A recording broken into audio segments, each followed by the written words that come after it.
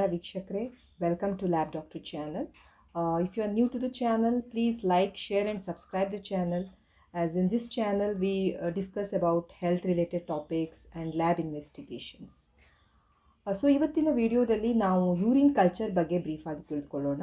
So ಈ urine culture ನಲ್ಲಿ ನಿಮ್ಗೆ ಯಾವ ಬ್ಯಾಕ್ಟೀರಿಯಾ ಗ್ರೋ ಆಗುತ್ತೆ, ನಿಮ್ಮ ಯೂರಿನ್ನಲ್ಲಿ ಅದನ್ನು ನಾವು ಫೈಂಡ್ ಔಟ್ ಮಾಡ್ಬೋದು ಮತ್ತು ಅದಕ್ಕೆ ತಕ್ಕ ಹಾಗೆ ಅಪ್ರೋಪ್ರಿಯೇಟ್ ಟ್ರೀಟ್ಮೆಂಟನ್ನು ನಾವು ಕೊಡಬಹುದು. So uncomplicated urinary tract infection ಇದ್ದರೆ ಈ ಯೂರಿನ್ ಕಲ್ಚರ್ ಮಾಡುವ ಅವಶ್ಯಕತೆ ಇಲ್ಲ. But complicated urinary tract infection ಇತ್ತಂದರೆ we have to go for urine culture. So ಈ ಕಾಂಪ್ಲಿಕೇಟೆಡ್ ಯೂರಿನರಿ ಟ್ರ್ಯಾಕ್ಟ್ ಇನ್ಫೆಕ್ಷನ್ ಅಂದರೆ ಯಾವುದು? ರಿಕರೆಂಟ್ ಯೂರಿನರಿ ಟ್ರ್ಯಾಕ್ಟ್ ಇನ್ಫೆಕ್ಷನ್, ಪದೇ ಪದೇ ಬರುವಂಥವು, 2 ವಾರಗಳಲ್ಲಿ ಒಂದು ಸಲ ಬರುವಂಥ ಯೂರಿನರಿ ಟ್ರ್ಯಾಕ್ಟ್ ಇನ್ಫೆಕ್ಷನ್ ಇದ್ದರೆ you will have to go for a urine culture. ಅಥವಾ ಸಿಂಪ್ಟಮ್ ಪರ್ಸಿಸ್ಟೆಂಟ್ ಇದ್ದರೆ, ನಿಮಗೆ ಬರ್ನಿಂಗ್ ಮಿಕ್ಚುರೇಷನ್ ಇದೆ, ಯೂರಿನ್ ಪಾಸ್ ಮಾಡಬೇಕಾದ್ರೆ ಉರಿಯುತ್ತೆ, ಫ್ರೀಕ್ವೆನ್ಸಿ ಜಾಸ್ತಿ ಇದೆ, ಇಂಥವೆಲ್ಲ ನಿಮ್ಮ ಸಿಂಪ್ಟಮ್ಸ್ ಪರ್ಸಿಸ್ಟೆಂಟ್ ಇದೆ, ಟ್ರೀಟ್ಮೆಂಟ್ ತೊಗೊಂಡ್ರೂ ಸಹ ಆವಾಗ we have to go for urine culture.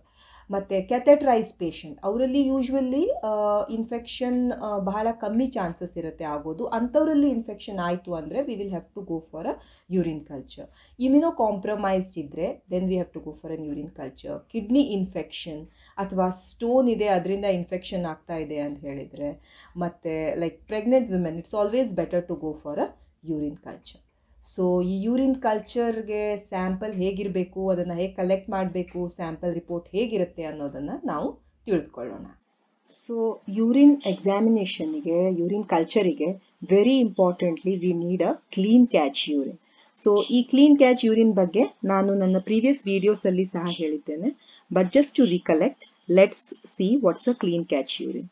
So ನೆನಪಲ್ಲಿ ಇಟ್ಕೊಳ್ಳಿ, ಯೂರಿನ್ ಕಲ್ಚರಲ್ಲಿ ಎಸ್ಪೆಷಲಿ ನಿಮಗೆ ಒಂದು ಕ್ಲೀನ್ ಯೂರಿನ್, ಕಂಟ್ಯಾಮಿನೇಷನ್ ಇರದೇ ಇರುವಂತಹ ಒಂದು ಯೂರಿನ್ ಸ್ಯಾಂಪಲ್ ಬೇಕು.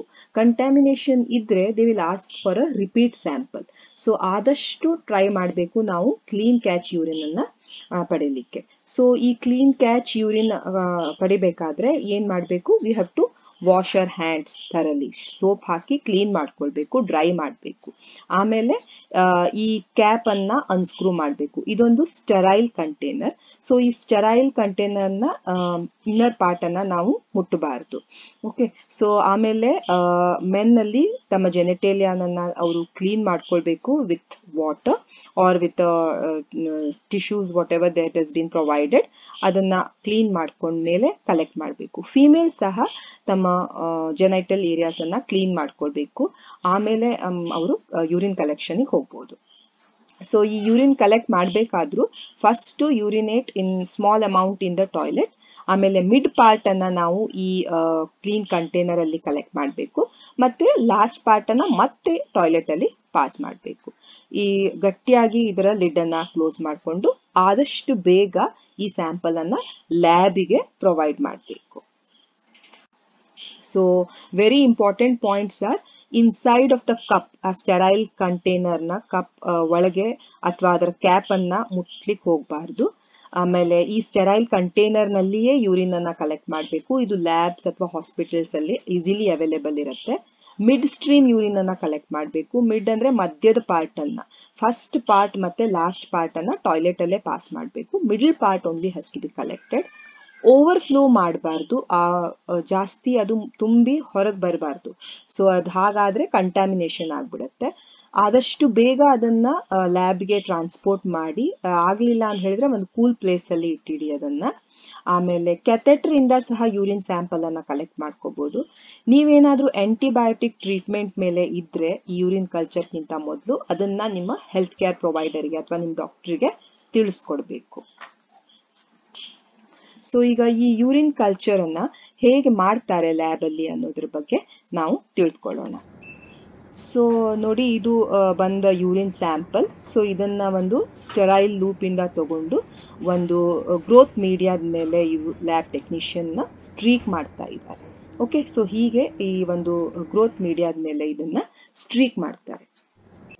ಸೊ ಸ್ಟ್ರೀಕ್ ಮಾಡಿ ಆದ ನಂತರ ಈ ಪ್ಲೇಟ್ಗಳನ್ನು ಇನ್ಕ್ಯುಬೇಟರ್ನಲ್ಲಿ ಇಡ್ತಾರೆ. ಸೊ ಈ ಇನ್ಕ್ಯುಬೇಟರ್ನಲ್ಲಿ they keep it for 24 to 48 hours. Bacteria ಅಥವಾ ಈಸ್ಟ್ ಇದ್ದರೆ ಅದು ಆ ಟೈಮಲ್ಲಿ ಗ್ರೋ ಆಗುತ್ತೆ. ಸೊ ಇದು ಬ್ಯಾಕ್ಟೀರಿಯಲ್ ಕಾಲೋನೀಸ್. ಇಲ್ಲಿ ನೋಡಿ ಈ ತರ ಈ ಕಾಲೋನಿ ಗ್ರೋತ್ ಆಗಿದೆ. ಓಕೆ, ಸೊ ಟೆಕ್ನಿಷಿಯನ್ಸ್ ಏನ್ ಮಾಡ್ತಾರೆ, ಈ ಕಾಲೋನಿಯನ್ನ ಸ್ಟಡಿ ಮಾಡ್ತಾರೆ. ಅವುಗಳ ನಂಬರ್ ಎಷ್ಟಿವೆ, ಅವುಗಳ ಸೈಜ್, ಕಲರ್, ಶೇಪ್, ಇವುಗಳ ಮೂಲಕ ಇದು ಯಾವ್ದು ಬ್ಯಾಕ್ಟೀರಿಯಾ, ಈಸ್ಟ್ ಆ ತರ ಇದನ್ನ ಕಂಡು ಹಿಡ್ಕೊಳ್ಬಹುದು. ಸೊ ಇದು ಒಂದು ಆಂಟಿಬಯೋಟಿಕ್ ಸೆನ್ಸಿಟಿವಿಟಿ ಪ್ಲೇಟ್. ಇಲ್ಲಿ ನೀವು ನೋಡ್ಬೋದು ಚಿಕ್ಕ ಚಿಕ್ಕ ಆಂಟಿಬಯೋಟಿಕ್ ಡಿಸ್ಕ್ಸ್. ಸೊ ಎಷ್ಟು ಏರಿಯಾ ಇಲ್ಲಿ ಕ್ಲಿಯರ್ ಇದೆ ಅನ್ನೋದನ್ನ ಡಾಕ್ಟರ್ಸ್ ಮೆಜರ್ ಮಾಡಿ ಅದ್ರ ಪ್ರಕಾರ ಸೆನ್ಸಿಟಿವಿಟಿಯನ್ನ ಹೇಳ್ತಾರೆ. ಸೊ ಇದು ಹೊಸದಾಗಿ ಬರುವಂತಹ ಮಷೀನ್, ವೈಟೆಕ್ ಮಷೀನ್ಸ್. ಸೊ ಇದರಲ್ಲಿ ಸಹ ನಾವು ಈ ಬ್ಯಾಕ್ಟೀರಿಯಲ್ ಗ್ರೋತ್ ಯಾವ್ದಿದೆ ಮತ್ತೆ ಯಾವ ತರ ಆಂಟಿಬಯೋಟಿಕ್ ಸೆನ್ಸಿಟಿವಿಟಿ ಇದನ್ನ ಇದು ಆಟೋಮ್ಯಾಟಿಕಲಿ ಹೇಳುತ್ತೆ. ಸೊ ಈ ತರ ಮಷೀನ್ ಇರುತ್ತೆ. ಇದರಲ್ಲಿ ಈ ತರ 64 ಪ್ಲೇಟ್ಸ್ ಇರುವಂತ ಕ್ಯಾಸೆಟ್ಸ್ ಅನ್ನ ಹಾಕ್ತಾರೆ. ಇದು ಬಯೋಕೆಮಿಕಲ್ ಟೆಸ್ಟ್ ಇರುವಂತದ್ದು, ಇದು ಡ್ರಗ್ ಸಸೆಪ್ಟಿಬಿಲಿಟಿ ಇರುವಂತದ್ದು.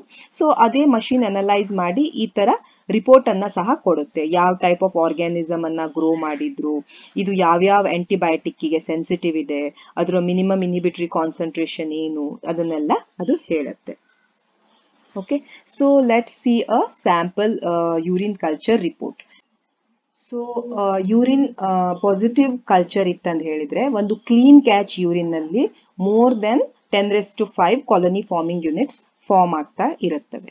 So bacteria can be Escherichia coli, it can be Proteus, it can be Staphylococcus or it can be yeast. So ಯಾವುದೇ ಆರ್ಗ್ಯಾನಿಸಮ್ ಇಲ್ಲಿ ಗ್ರೋ ಆಗ್ತಾ ಇರಬಹುದು.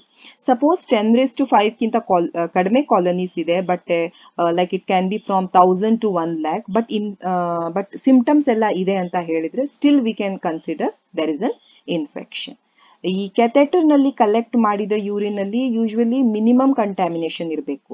ಸೊ ಆವಾಗ್ಲೂ 1000 ಇಂದ 1 lakh ತನಕ ಬಂತಂತ ಹೇಳಿದ್ರೆ ಇನ್ಫೆಕ್ಷನ್ ಇದೆ ಅಂತ ಹೇಳ್ಕೊಂಡೆ ನಾವು ಅದನ್ನ ಟ್ರೀಟ್ ಮಾಡ್ಬೇಕಾಗತ್ತೆ.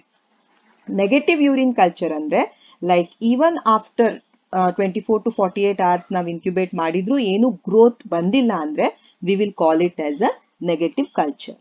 ಓಕೆ, ಬಟ್ ಸಿಂಪ್ಟಮ್ಸ್ ಆದ್ರೂ ಬರ್ತಾನೆ ಇದೆ ಅಂತ ಹೇಳಿದ್ರೆ ರಿಪೀಟ್ ಕಲ್ಚರ್ ಅನ್ನ ಮಾಡಬೇಕಾಗಬಹುದು. ಕಂಟ್ಯಾಮಿನೇಷನ್ ಇತ್ತಂದ್ರೆ ಅಗೇನ್ ನಾವು ರಿಪೀಟ್ ಕಲ್ಚರ್ ಅನ್ನ ಮಾಡಬೇಕಾಗತ್ತೆ. ಸೊ ಇಲ್ಲಿ ನೋಡಿ ಯಾವ ಟೈಪ್ ಆಫ್ ಎಲ್ಲ ಆಂಟಿಬಯೋಟಿಕ್ಸ್ ಕೊಟ್ಟಿದ್ದಾರೆ, ಎಂತ ಆಂಟಿಬಯೋಟಿಕ್ ಡಿಸ್ಕ್ ಅಲ್ಲಿ ಯಾವ್ಯಾವ ಹಾಕಿರ್ತಾರೆ ಅದನ್ನೆಲ್ಲ ಇಲ್ಲಿ ಕೊಟ್ಟಿರ್ತಾರೆ. ಮತ್ತೆ ಅದಕ್ಕೆ ರಿಸಲ್ಟ್ ನೋಡ್ತೇವೆ, ಅದು ರೆಸಿಸ್ಟೆಂಟ್ ಇದೆಯೋ ಸೆನ್ಸಿಟಿವ್ ಇದೆಯೋ ಅಂತ. ಇದು MIC ಅಂದ್ರೆ minimum inhibitory concentration. Minimum amount ಎಷ್ಟು ಬೇಕಾಗತ್ತೆ ಅದನ್ನ ನಾವು ಗ್ರೋತ್ ಅನ್ನ ಇನಿಬಿಟ್ ಮಾಡೋಕೆ, that is called as minimum inhibitory concentration. Okay, so susceptible ಇದೆ ಅಂತ ಹೇಳಿದ್ರೆ, ಈಗ ಯಾವ್ದಾದ್ರು ಸೆನ್ಸಿಟಿವ್ ಅಥವಾ ಸಸೆಪ್ಟೇಬಲ್ ಇದೆ ಅಂತ ಹೇಳಿದ್ರೆ ಡಾಕ್ಟರ್ ಆ ಆಂಟಿಬಯೋಟಿಕ್ ಅನ್ನ ಸಿಲೆಕ್ಟ್ ಮಾಡ್ಕೊತಾರೆ. But suppose if they are allergic to that antibiotic ಆ ತರ ಎಲ್ಲ ಇತ್ತಂತ ಹೇಳಿದ್ರೆ they might go in for an intermediate type of an antibiotic. But ಅದನ್ನ ಜಾಸ್ತಿ ದಿನ ಕೊಡ್ಬೇಕಾಗಿ ಬರ್ಬಹುದು ಅಥವಾ ಜಾಸ್ತಿ ಡೋಸೇಜ್ ಕೊಡ್ಬೇಕಾಗಿ ಬರಬಹುದು. ರೆಸಿಸ್ಟೆಂಟ್ ಇತ್ತಂತ ಹೇಳಿದ್ರೆ ಯೂಶುವಲಿ ಅದು ಅಷ್ಟು ಚೆನ್ನಾಗಿ ರಿಸ್ಪಾಂಡ್ ಮಾಡೋದಿಲ್ಲ. ಅಂತ ಕಂಡೀಷನ್ ಅಲ್ಲಿ they might have to go for a combination, 2 drug ಅನ್ನ ಕಂಬೈನ್ ಮಾಡ್ಕೊಂಡು ಆಗ್ಬಹುದು ಟು ಆಕ್ಟ್ ಬೆಟರ್.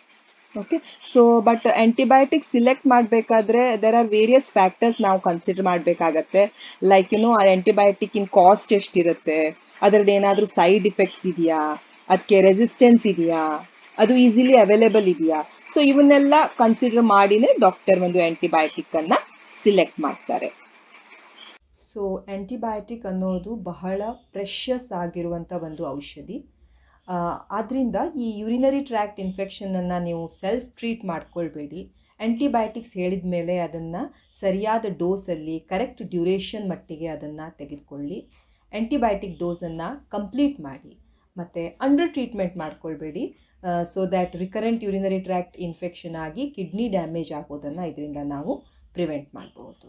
ಸೊ ಕೆಲವೊಮ್ಮೆ ನಿಮ್ಮ ಇನ್ಫೆಕ್ಷನ್ಗೆ ನೀವು ರಿಸ್ಪಾಂಡ್ ಮಾಡ್ತಾ ಇಲ್ಲ ಅಥವಾ ನಿಮಗೆ ರಿಕರೆಂಟ್ ಯೂರಿನರಿ ಟ್ರ್ಯಾಕ್ಟ್ ಇನ್ಫೆಕ್ಷನ್ ಆಗ್ತಾನೇ ಇದೆ, ಆವಾಗ ನಿಮ್ಮ ಡಾಕ್ಟರ್ ನಿಮ್ಮ ಯೂರಿನರಿ ಟ್ರ್ಯಾಕ್ಟ್ ಹೇಗಿದೆ, ಅದರಲ್ಲಿ ಏನಾದರೂ ಇಂಜುರಿ ಇದೆಯೋ ಅಥವಾ ಬೇರೆ ಏನಾದ್ರೂ ಇದೆ ಅಂತ ನೋಡಲಿಕ್ಕೆ ಬೇರೆ ಇನ್ವೆಸ್ಟಿಗೇಷನ್ಸನ್ನು ಹೇಳ್ಬೋದು.